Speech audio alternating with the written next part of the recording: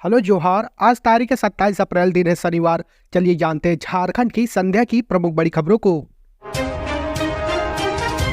झारखंड में अगले 5 दिन के लिए येलो अलर्ट जारी। भीषण लू की चपेट में रहेगा पूरा प्रदेश। रांची समेत पूरे राज्य में मौसम ने करवट ले ली है। पिछले 3 दिनों से तेज धूप ने लोगों की परेशानी बढ़ा दी है। मौसम विज्ञान केंद्र रांची की ओर से जारी पूर्वानुमान में बताया गया कि राजधानी रांची समेत पूरे राज्य के तापमान में अगले 5 दिनों में 3 डिग्री तक वृद्धि की संभावना है। राजधानी में दिन भर तेज धूप के कारण लोग घरों में ही रहे। मेन रोड, अपर बाजार जैसे भीड़ वाले क्षेत्रों में लोगों की आवाजाही कम रही। मौसम विज्ञान केंद्र रांची ने आगामी 5 दिनों के लिए तापमान में बढ़ने को लेकर येलो अलर्ट जारी किया है। बताया कि अगले 3 दिनों तक पूरे राज्य के तापमान में 2 से 3 डिग्री तक की वृद्धि होगी। पूर्वानुमान के अनुसार 28 अप्रैल को राज्य के कुछ जगहों पर आंशिक बादल छाए रहेंगे।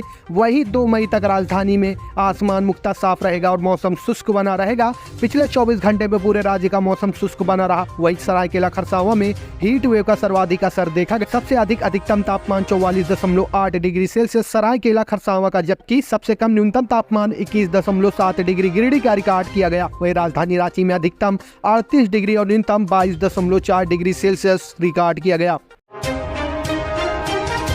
झारखंड में गर्मी को लेकर शिक्षा विभाग अलर्ट। स्कूल में बच्चों को डिहाइड्रेशन से बचाने के लिए बजेगी वाटर बेल। राज्य में पड़ रही गर्मी में सरकारी स्कूल के बच्चों को डिहाइड्रेशन से बचाने के लिए घंटी बजाई जाएगी। स्कूलों में घंटी बजाकर बच्चों को स्वच्छ पानी पीने के लिए प्रेरित किया जाएगा। इसे लेकर स्कूली शिक्षा एवं साक्षरता विभाग के सचिव उमाशंकर सिंह ने सभी जिला शिक्षा पदाधिकारियों एवं जिला शिक्षा अधीक्षकों को एडवाइजरी के साथ दिशा निर्देश भेजे हैं। उन्होंने सभी जिलों को प्रतिदिन खैरियत प्रतिवेदन भी शाम 6 बजे तक उपलब्ध कराने के निर्देश दिए हैं। इसके तहत सभी स्कूलों में सुबह 8:30 बजे एवं 10:30 बजे घंटी बजाकर बच्चों को स्वच्छ पानी पीने के लिए प्रेरित किया जाए।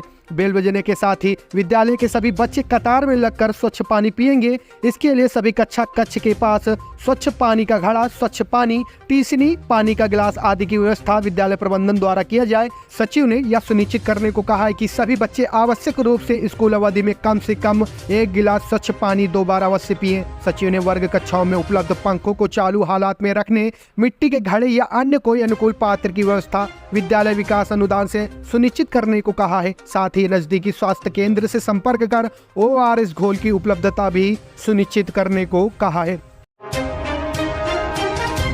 धनबाद में मिला कोरोना से संक्रमित मरीज। झारखंड के धनबाद में कोरोना वायरस से संक्रमित पाए जाने के बाद मरीज को तत्काल केंद्रीय अस्पताल में भर्ती करवाया गया है। मरीज का उपचार जारी है। इस संबंध में जिले के civil surgeon doctor Chandrabhanu Pratap ने बताया कि पश्चिम बंगाल से एक BCCL कर्मी धनबाद आया था। कोरोना के लक्षण पाए जाने के बाद उसे फौरन अस्पताल में भर्ती करवाया गया है। उन्होंने कहा, यह पता लगाने की कोशिश की जा रही कि धनबाद में मरीज ने किन किन लोगों से मुलाकात की। जिन जिन लोगों से उसने मुलाकात की होगी उनका उपचार भी चिकित्सकीय निगरानी में शुरू किया जाएगा ताकि वायरस को फैलने से रोका जा सके। रांची में बड़ा हादसा, बच्चों से भरी स्कूली बस पलटी। हादसे में 15 घायल। झारखंड की राजधानी रांची में शनिवार सुबह एक बड़ा हादसा हो गया। बच्चों से भरी एक स्कूल बस पलट गई। पुलिस ने बताया कि हादसे के समय बस में 30 बच्चे थे। मंदरा से सेंट मैरिया स्कूल से करीब 100 मीटर दूर एक मोड़ पर बस पलट गई। मंदरा पुलिस स्टेशन के प्रभारी अधिकारी राहुल कुमार ने बताया कि इस हादसे में लगभग 15 बच्चे घायल हो गए हैं। उन्हें मिशन अस्पताल में भर्ती कराया गया है। बस पलटने के बाद एक बच्चे के सिर में चोट भी लग गई है। उसका CT स्कैन किया जा रहा है। पुलिस अधिकारी ने आगे बताया कि अन्य सभी बच्चों की स्थिति ठीक है। एक बच्चे के माता पिता ने आरोप लगाया कि बस तेज रफ्तार में थी और हादसे के समय ड्राइवर फोन पर किसी से बात कर रहा था। उन्होंने आगे बताया कि आज बस अपने टाइम से 45 मिनट लेट थी। इस वजह से ड्राइवर काफी तेज स्पीड में बस चला रहा था। जब बस पलटी तब वह फोन पर बात कर रहा था। पुलिस ने बताया कि घटना के बाद बस का ड्राइवर भाग गया। उसकी तलाशी की जा रही है। उन्होंने बताया कि छात्र के माता पिता के आरोपों की पुष्टि करने के अलावा दुर्घटना के सही कारण का पता लगाने के लिए जांच चल रही है। जानकारी के मुताबिक हादसे के समय बस में 30 बच्चे थे। बस पलटने से 15 बच्चे घायल हो गए हैं। इलाज के लिए उन्हें अस्पताल में भर्ती कराया गया है। ड्राइवर फरार है, जिसकी तलाश की जा रही है। कल्पना सोरेन 29 अप्रैल को गांडे से करेंगी नामांकन। NDA प्रत्याशी के नामांकन की तिथि भी जारी।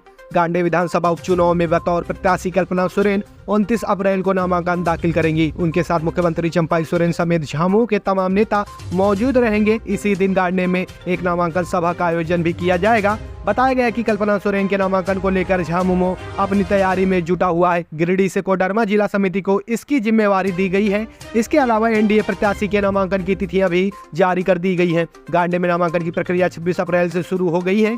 3 मई तक नामांकन करने की अंतिम तिथि है। गांडे विधानसभा उपचुनाव के लिए 20 मई को वोट डाले जाएंगे। गिरिडीह लोकसभा सीट से झामुमो के प्रत्याशी मथुरा महतो 6 मई को नामांकन दाखिल करेंगे। उनके साथ भी मुख्यमंत्री चंपाई सोरेन व कल्पना सोरेन मौजूद रहेंगी। हटिया पर रख लगा दी आग, प्रेमी के साथ मिलकर हत्यारन मरी पत्नी। झारखंड के चतरा जिले के प्रतापपुर थाना क्षेत्र में गुरुवार की रात दहला देने वाली घटना हुई। यहां एक महिला ने प्रेमी के साथ मिलकर पति की पहले बेरहमी से पिटाई की। जब उसकी मौत हो गई तब घर में ही खटिया पर लाश रखकर आग लगा दी। लोगों की सूचना पर पहुंची पुलिस ने अधजले शव को बरामद कर पोस्टमार्टम के लिए सदर अस्पताल चतरा भेज दिया है। पुलिस आरोपी पत्नी को हिरासत में लेकर पूछताछ कर रही है। वहीं एक दूसरे मामले में हंटरगंज के तरवागढ़ा गांव में शुक्रवार को एक दामाद ने अपने पिता और भाई के साथ मिलकर अपने ससुराल वालों के साथ बेरहमी से मारपीट की घटना को अंजाम दिया है। मारपीट में दामाद ने अपनी सास और 3 सालियों को घायल कर दिया है। घायल महिला जोरी गांव के रामदेवी ने बताया कि उसकी बेटी के ससुराल तरवागढ़ा गांव से किसी ने फोन कर बताया कि उसकी बेटी को उसका दामाद मारपीट कर बेहोश कर दिया है। जानकारी मिलने के बाद रामा देवी अपने अन्य 3 बेटियों के साथ मिलकर घायल बेटी कबूतरी देवी के ससुराल पहुंची तो पाया कि उसकी बेटी कबूतरी देवी बेहोशी की हालत में पड़ी हुई है। रामा देवी जब अपने दामाद संतोष दास से मारपीट के बारे में पूछताछ की तो दामाद संतोष दास आग बबूला हो उठा और अपने पिता गरीबन दास, चचेरे भाई श्याम देव दास, श्री दास के साथ मिलकर सभी को लाठी डंडे से पीटने लगा। घायल महिलाएं हंटरगंज थाने पहुंची और मामले से संबंधित आवेदन दे दी है। 60,000 से अधिक नियुक्ति सिपाहियों को हाई कोर्ट से राहत, नौकरी सुरक्षित। झारखंड हाई कोर्ट ने सिपाही नियुक्ति नियमावली 2014 को चुनौती देने वाली याचिका पर शुक्रवार को अपना फैसला सुनाया। एक्टिंग चीफ जस्टिस चंद्रशेखर व जस्टिस अरुण कुमार राय की खंडपीठ ने प्रार्थी को राहत देने से इनकार करते हुए याचिकाओं को खारिज कर दिया। साथ ही खंडपीठ ने राज्य सरकार द्वारा वर्ष 2014 में बनाई गई सिपाही नियुक्ति नियमावली को सही ठहराया। खंडपीठ के फैसले के बाद अब 60,000 से अधिक नियुक्ति सिपाहियों की नौकरी सुरक्षित हो गई है। पूर्व में 15 मार्च 2024 को मामले में सुनवाई पूरी होने के बाद खंडपीठ ने अपना फैसला सुरक्षित रख लिया था। सुनवाई के दौरान प्रार्थी की ओर से खंडपीठ को बताया गया था कि राज्य सरकार द्वारा वर्ष 2014 में बनाई गई सिपाही नियुक्ति नियमावली सही नहीं है। उक्त नियमावली पुलिस मैनुअल के विपरीत है। वहीं राज्य सरकार की ओर से बताया गया कि नियमावली बनाने या संशोधित करने का अधिकार राज्य सरकार को है।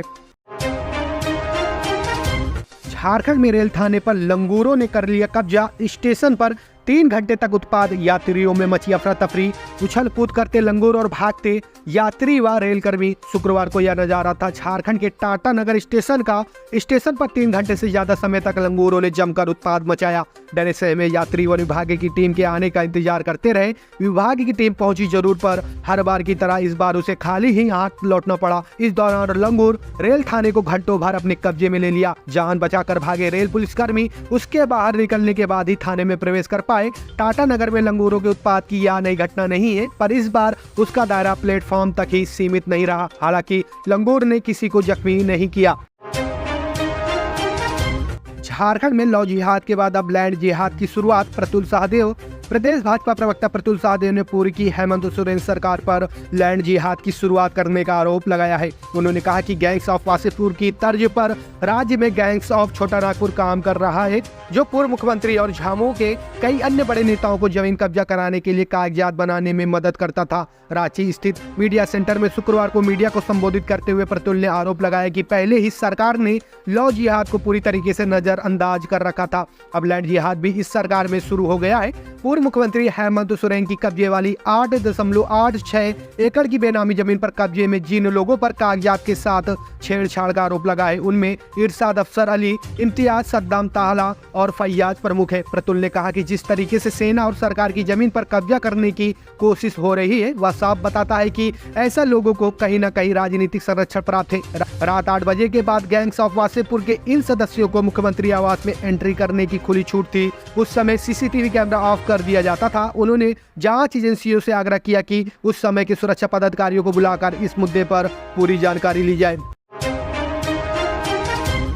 झारखंड में बेखौफ बदमाश दुकान में घुसकर बुजुर्ग का रेता गला। झारखंड में रामगढ़ के गोला थाना क्षेत्र के तहत बरियातू गांव में चोरी की नीयत से दुकान में घुसे बदमाशों ने एक बुजुर्ग का गला रेत दिया। इस घटना के बाद पूरे क्षेत्र में दहशत फैल गई। इस घटना की पुष्टि करते हुए आज रामगढ़ एसपी ने बताया कि ये घटना बीती देर रात घटी। बरियातू गांव में 85 वर्षीय बंसी सोनार अपने घर में ही मौजूद थे।